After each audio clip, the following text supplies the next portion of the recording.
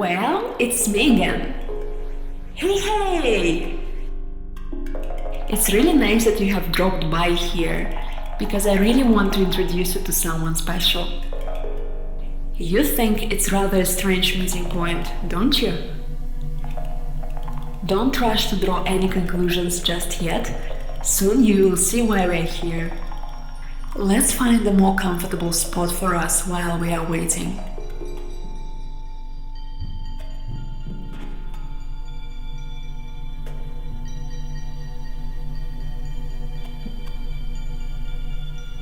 By the way, I like watching fishermen go out to sea and come back with their catch.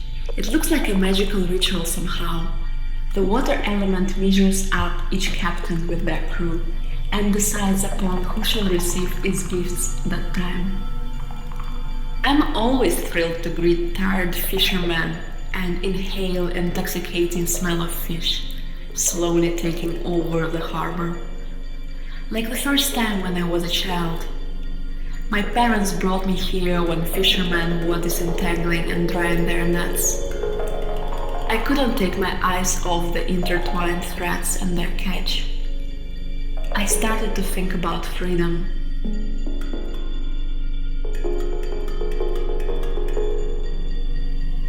Don't laugh at me, but already then I had that thing for a long philosophical meditations.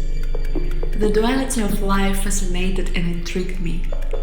Imagine for a moment that fish, which are destined to be caught, and fishermen who depend on their catch for living.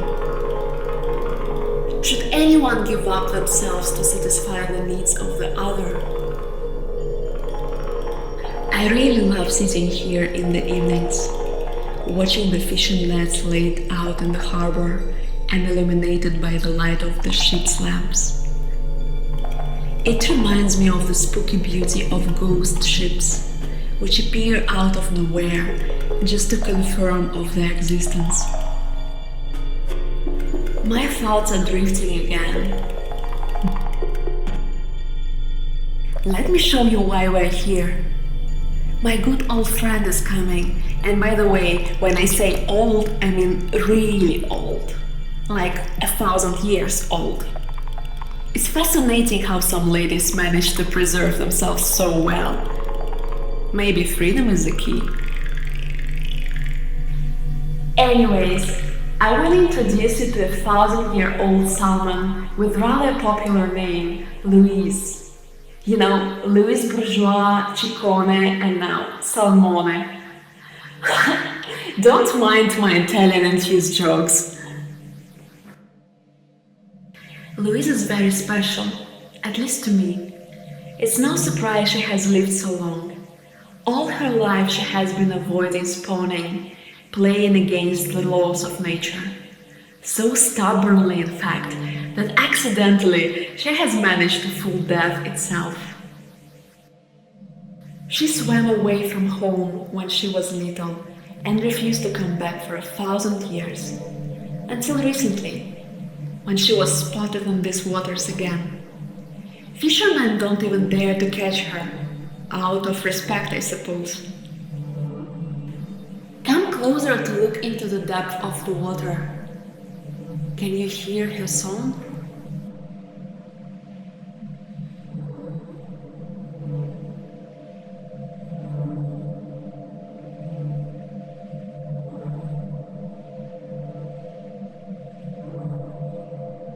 You might think fish are mute, but it's not true. They have their own voices, like all Arctic creatures. You can learn it with time if you stay attentive and sensitive. Even when they're hiding deep underwater, you can still hear their voices. Sometimes they jump out. Then you can hear their screams of pleasure to be free.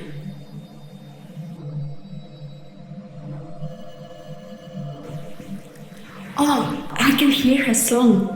Louise is very close. Listen.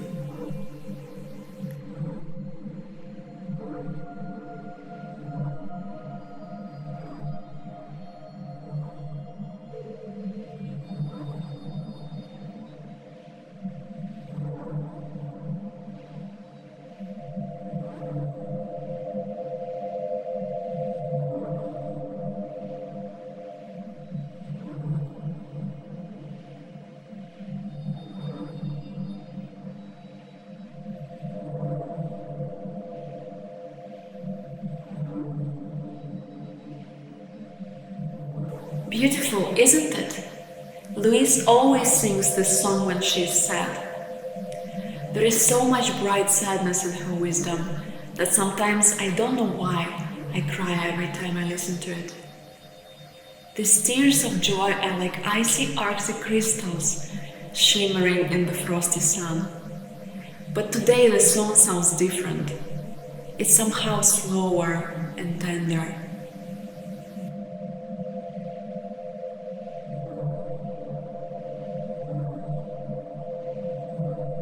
When you are ready to meet her, throw a small stone from the box and look at the reflection.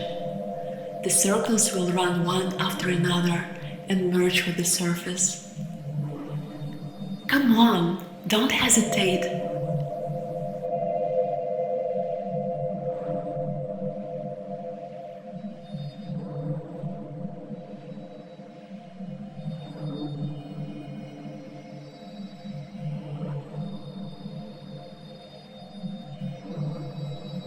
I see her. She's coming towards us. Louise, we're here. Wave at her.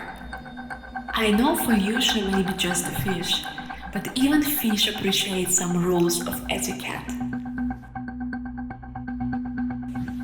I see you wondering how to make sense of fish speech. I get it. Let me be your translator. She sends her apologies for not being used to showing herself so quickly. But she says that she is glad you're here. Staying around friends for her right now is more important than ever. Are you ready?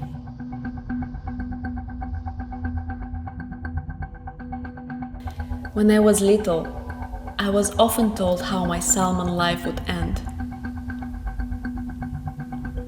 All of our kind pass away so early. I couldn't understand why. But I always wanted to live a very long life. I wanted to travel the world and wander around. Who got the taste of life, don't hurry. I had a goal to live forever, and so I decided to go against the laws of nature. Like most Pacific salmon, I didn't know my parents. We are born orphans, and we die, leaving our offspring to repeat the cycle. I was angry at this injustice. I loved my homeland, and I wanted to spend my whole life here. I missed my parents. I had to hide in river rocks to stay alive.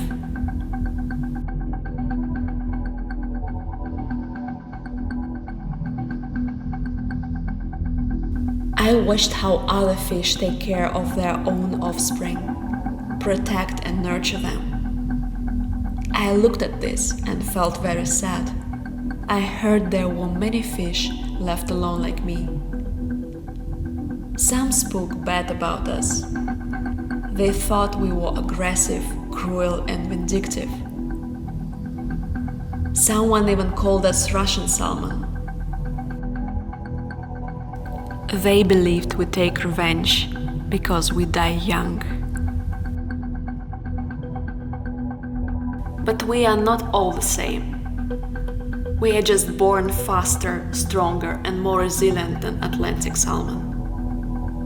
But who needs this power if there is no way around death? If after leaving offspring you must die to fertilize the soil?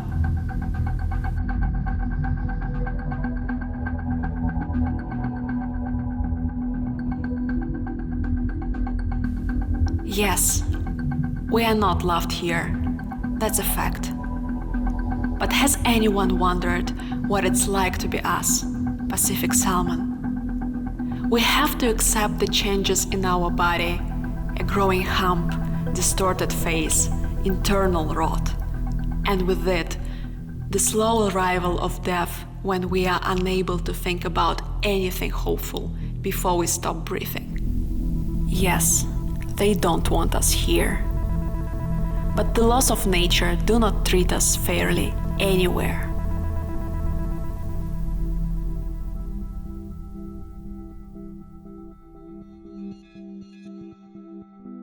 When I grew up, I left my river thinking I will never come back again. I swam across the Barents Sea and never looked back. I decided that I won't give birth to offspring and won't die in the name of cruel nature. On my journey throughout life, I met many marine creatures. I faced great dangers, but managed to stay alive.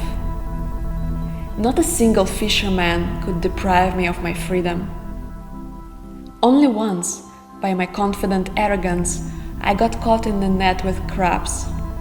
But here too, luck smiled at me, and the fisherman let me go.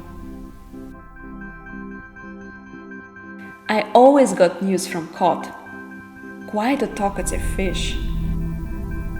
I think this is why people cut out their tongues, although their gossip helped me to survive.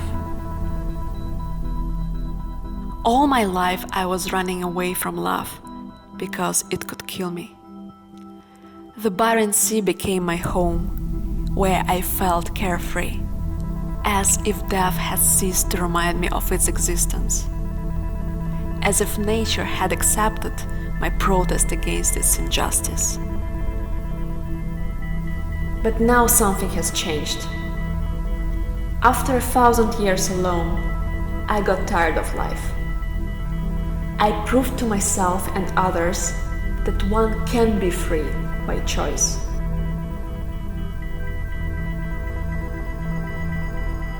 Now, I want to finally obey the laws of nature. I want to experience love and leave my offspring. My life has become so long that it doesn't satisfy me anymore. Yes, I'm free, but I'm still lonely.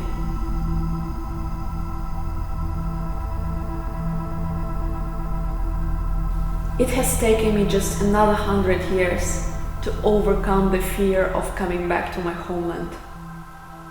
So many questions are going through my head right now. Who would be waiting for me here? Will I find love?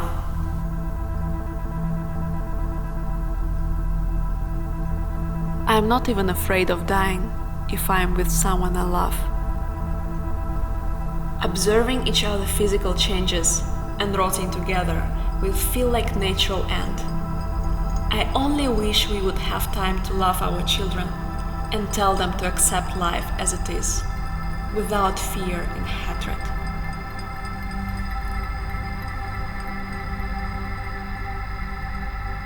I'm so grateful that you are here today.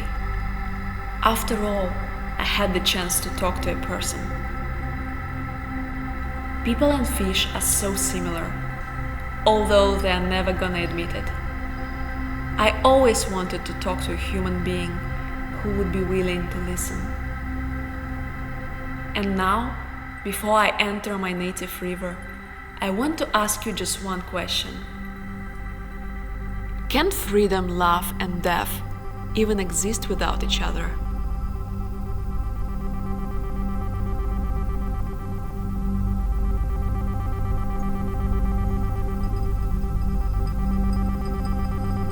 When you are in love, you let some of your freedom die, only for another completely different freedom to be born.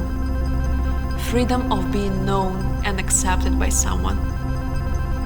If love and death come in the same package for me, why would I be afraid of it? My immortality robbed me of love, and without love, I've never been truly free. But now everything will be different. Farewell. I will remember our brief encounter as long as I'm alive.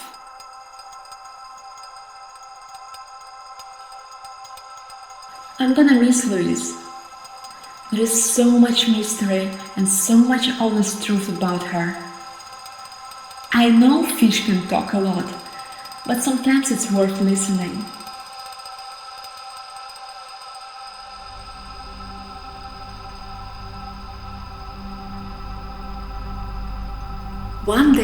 I hope to find an answer to her question.